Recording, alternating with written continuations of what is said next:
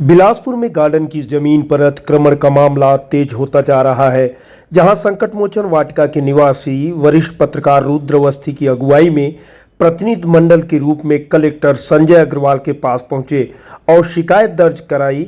आरोप है कि स्वीकृत लेआउट के विपरीत अवैध रास्ता बनाया गया है और भूमाफिया की भूमिका पर भी सवाल उठाए गए। वहीं 1999 के स्वीकृत नक्शे के बावजूद जमीन के उपयोग में बदलाव का दावा किया गया है।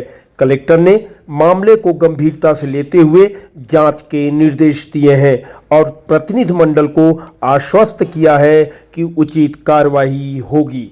वाटिका कॉलोनी है, उस कॉलोनी में जो गार्डन के लिए जो बिल्डर ने ज़मीन छोड़ी है उस पर कुछ लोगों ने कब्जा करके अंदर वो अवैध कॉलोनी विकसित कर रहे हैं। उसके कारण से हमारे यहाँ पे जो ट्रैफिक का दबाव अनावश्यक रूप से बढ़ गया है और न्यूसेंस भी बढ़ गया है। इसी की शिकायत करने के लिए कि वो जो गार्डन की ज़मीन से कब्जा प्रशासन हटाए और वहाँ पे गार्डन को विकसित करे, इसके लिए ये यहाँ आए हैं। वैसे इसके लिए हम लोग पिछले साल से शिकायत कर रहे हैं, जिस पर कार्रवाई भी हुई थी नगर निगम ने, लेकिन बीच में क्यों वो फाइल दबा दी गई और कार्रवाई आगे नहीं बढ़ रही है। मतलब हम लोगों का जो हमारे मोहल्ले के जो पूरा प्रतिनिधि मंडल आया है, इसकी मांग यही है कि वो गार्डन की ज़मीन खाली करा के और वहाँ गार्डन विकसित किया जाए और जो लोगों ने उस पर अवैध तरीके से वहाँ पे कब्जा किया है उसको हटाया।